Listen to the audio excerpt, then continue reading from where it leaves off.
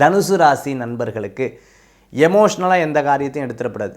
எதுவும் விட்டு கொடுத்து போகிறது ஒரு அற்புதமான பலன்களை கொடுக்கக்கூடியதாக இருக்கும். நேரம் வரும், அது வரைக்கும் காத்திருப்போம், நானும் ஜெயிப்பேன் அப்படிங்கிற ஒரு நம்பிக்கை இருந்தால் வெற்றிகள் கூவி வரும்.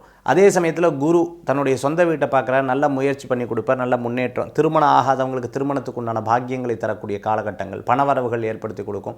அதே சமயத்தில் அர்த்தாஷ்டம சனினால கொஞ்சம் கஷ்டங்கள் அப்பப்போ தெரியும். சொத்து, இடம், வீடு, பொருள் வாங்கிறது இது மாதிரி இருக்குது. அம்மா கோச்சுன்னு சில பேர் யதார்த்தமாக பேசுவோம். முந்தியெல்லாம் அம்மா எவ்வளோ சீரியஸாக எடுத்துக்க மாட்டேன், இப்பயும் இப்படி எடுத்துக்கிறாங்கிற ஒரு கவலைகள் அப்பப்போ இருந்து கொண்டு இருக்கும்.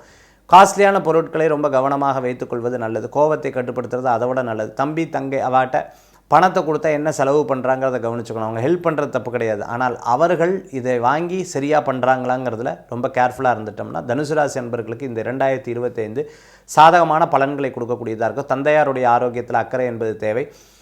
அப்பாவுடைய சகோதர சகோதரிகளுடைய ஆரோக்கியத்திலும் ரொம்ப கவனமாக இருக்கணும். இந்த வருஷம் பார்த்துட்டிங்க அப்படின்னு சொன்னால் சில முக்கியமான முயற்சிகள்லாம் பண்ணுவேன். அந்த முக்கியமான முயற்சி உங்களுக்கு சக்ஸஸ்ஃபுல்லாக அமையும். கணவர் மனைவி பேரில் தொழில் பண்ணுறது, மனைவி கணவர் பேரில் ஏதேனும் ஒரு காரியங்கள் பண்ணுறதுக்கு உண்டான காலமாக இந்த காலங்கள். 2வது குழந்தை வரம் எதிர்பார்த்தவங்களுக்கு தனுசு ராசிக்கு ரொம்ப அமோகமான காரியங்கள் நடக்கும். இந்த வருடத்தில் நீங்கள் வணங்கக்கூடிய தெய்வம் குரு பகவானுடைய வழிபாடு ரொம்பவுமே விசேஷமாக இருக்கும். சனிக்கிழமை ஏதேனும் அன்னதானம் தானங்கள் பண்ணுறது அற்புதமான பலன்களை கொடுக்கக்கூடியதாக இருக்கும். இந்த ஒரு வருடத்துக்குள்ளே ஒரு முறை திருச்செந்தூர் போயிட்டு வர்றது ரொம்ப விசேஷ பலன்களை தரும்.